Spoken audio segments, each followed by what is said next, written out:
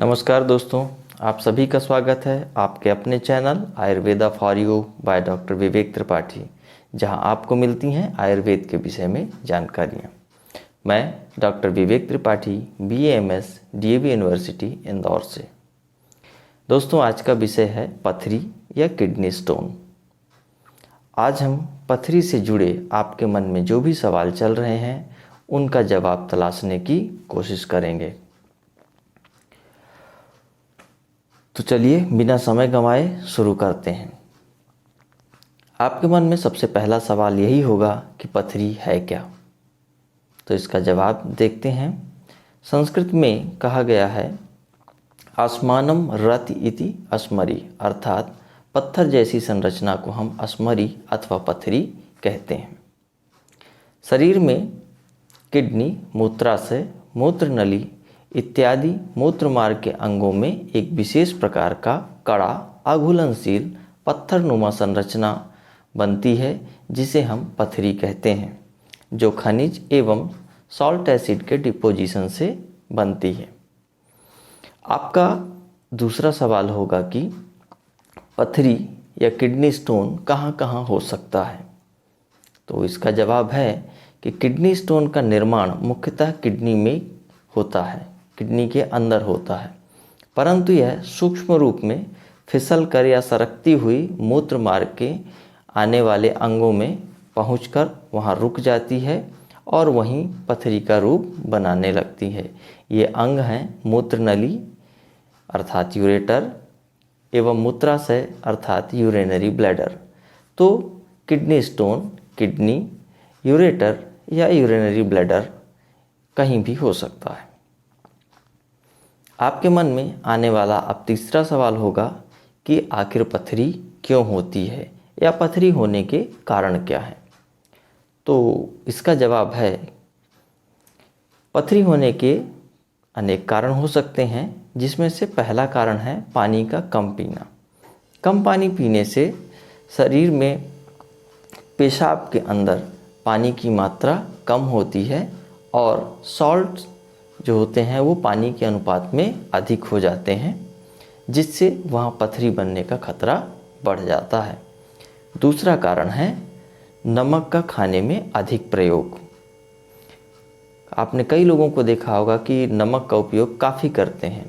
तो नमक का अधिक प्रयोग करने से कैल्शियम का यूरिन में अवशोषण जो है वो बाधित होता है और वह यूरिन में पड़ा रह जाता है, जिससे पथरी का एक वह कारण बनता है।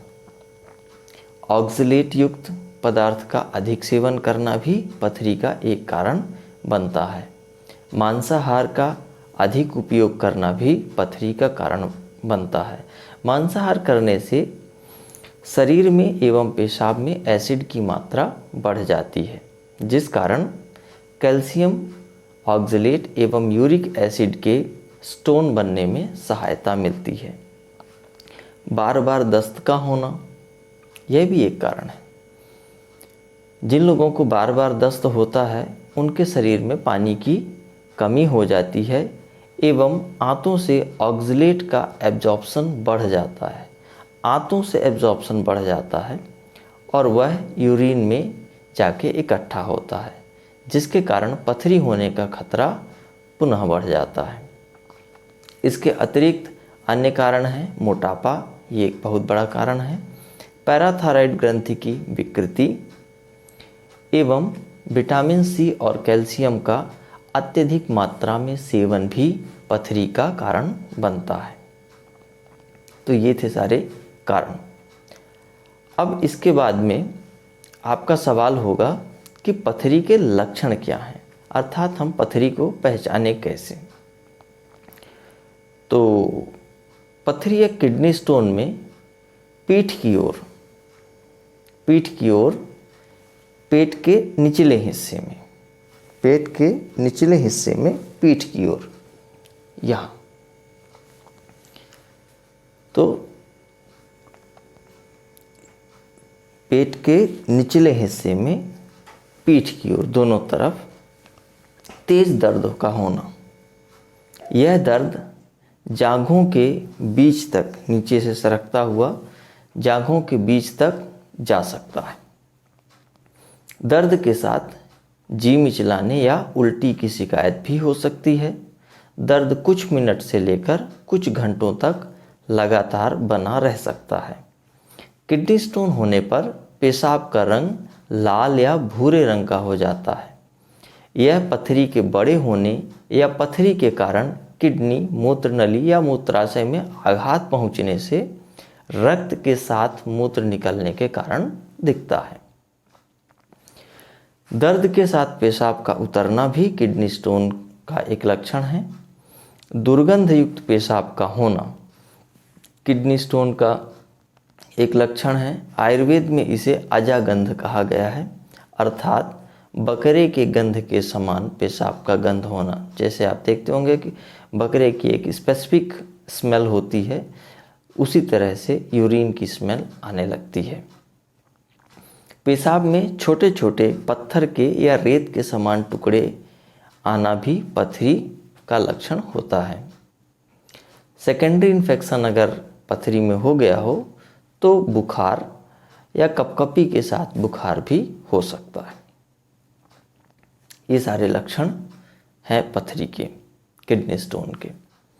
अब आपके मन में एक सवाल और आ रहा होगा कि पथरी कितने प्रकार की होती है या किडनी स्टोन कितने टाइप के होते हैं।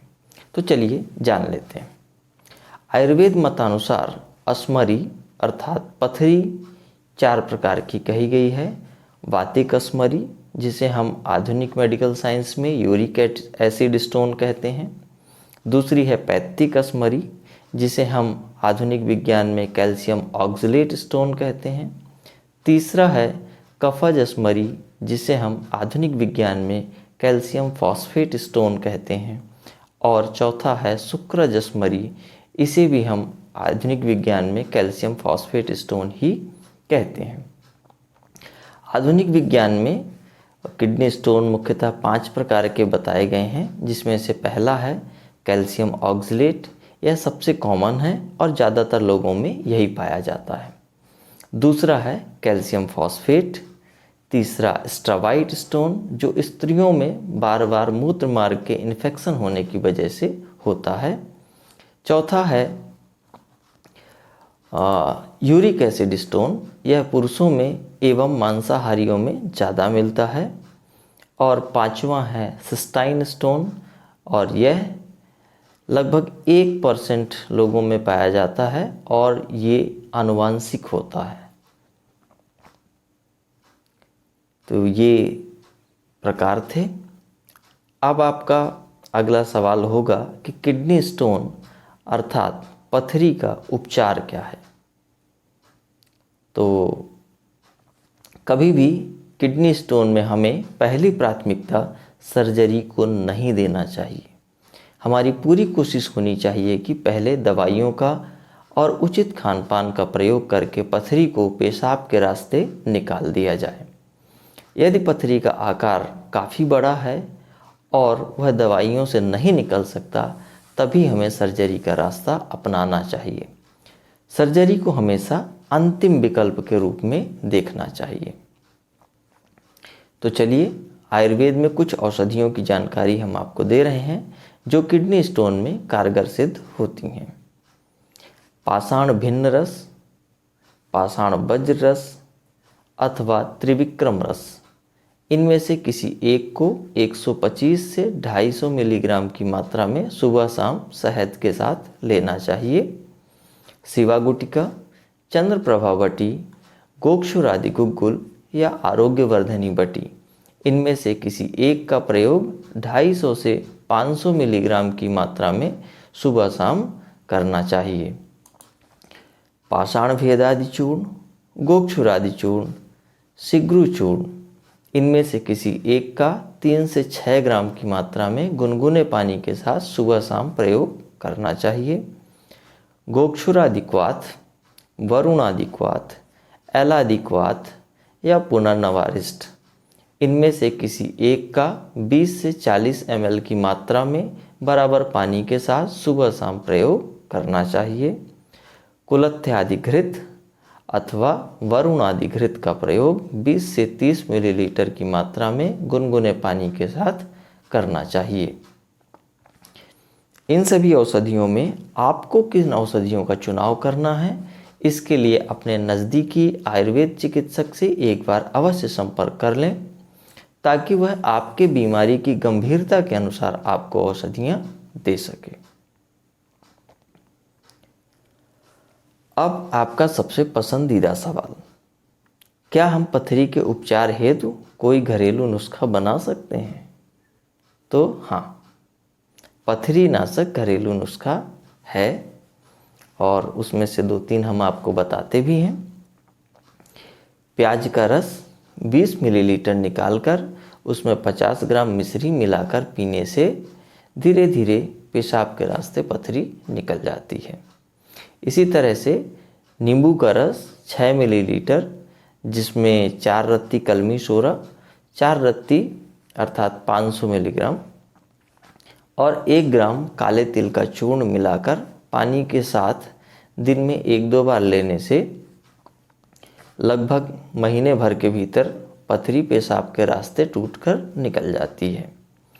इसी तरह से केले के तने का रस, केले का जो मेन तना होता है, ट्रंक होता है, तो केले के तने का रस या नारियल के पानी 30 मिलीलीटर और उसमें 1 ग्राम कलमी सोरा मिलाकर सुबह शाम उपयोग करने से पथरी निकल जाती है। अंत में सबसे सरल उपाय, ज़्यादा मात्रा में पानी पीने से भी छोटी पथरी निकल जाती है। ये सभी जितने घरेलू नुस्खे हैं, ये 5 से 6 मिलीमीटर की पथरी में ही काम करते हैं। इससे ज़्यादा बड़ी होने पर औषधियों का उपयोग करना पड़ता है। अब अंत में आखिरी सवाल जो आपके मन में छुपा होगा वो ये है कि पथरी होने पर या पथरी होने से बचने के लिए हमें किस प्रकार के खान पान और रहन सहन का उपयोग करना चाहिए या किस प्रकार का नहीं करना चाहिए। तो चलिए यह भी जान लेते हैं। पथरी में कुल्थी की दाल, मूंग की दाल, गेहूँ, पुराना चावल, जौ, अदरक, कद्दू, मुनगा, गोखचुर इत्यादि खाने में हितकर होती हैं, अर्थात इन्हें खाना चाहिए। साथ ही अत्यधिक खट्टी, पचने में भारी, जलन पैदा करने वाले खान पान अहितकर होते हैं, अर्थात इन्हें उपयोग नहीं करना चाहिए। इसी तरह से हमारा व्यायाम ना करना और मूत्र आदि का वेग रोकना, मतलब प्रेशर को रोकना, भी पथरी या किडनी स्टोन को पैदा कर सकता है, अर्थात इस तरह के कार्य हमें नहीं करने चाहिए।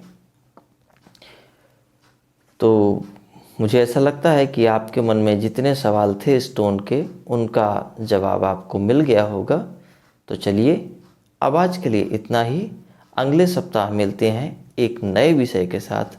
तब तक के लिए नमस्कार।